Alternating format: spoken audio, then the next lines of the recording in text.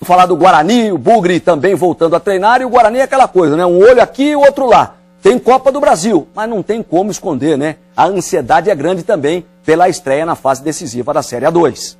Nada de bola depois do empate fora de casa. Apesar do clima de descontração, os jogadores precisam se fortalecer para os próximos desafios em 2 campeonatos simultâneos. Rafael deixa claro qual é a prioridade. Prioridade é a Série A2, né?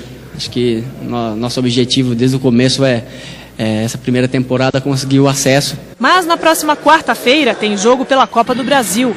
Tá certo que o empate em 0-0 já garante uma vaga, mas é preciso foco. Então, pensar cada jogo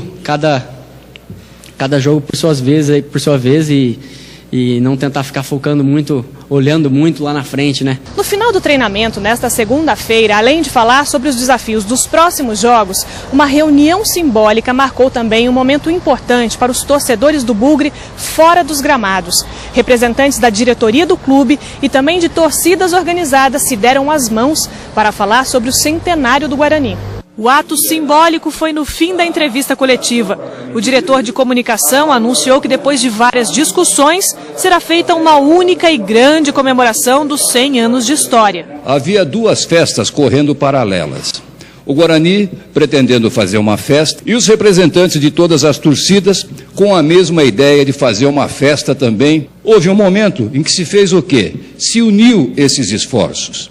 Então não é uma festa do Guarani, não é uma festa da torcida do Guarani.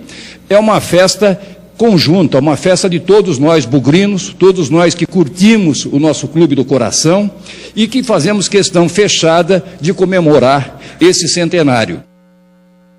Cá entre nós, né, gente? A festa é da instituição centenária Guarani Futebol Clube. Não pode haver divisão numa hora dessa, pelo amor de Deus, né? Guarani joga amanhã, 9 da noite, contra o Horizonte do Brinco de Ouro. 0-0 garante a classificação do time para as oitavas de final. Vem chegando o Globo Esporte com a festa do Fabuloso. A gente volta amanhã no EPTV Esporte. Obrigado a todos, um grande abraço.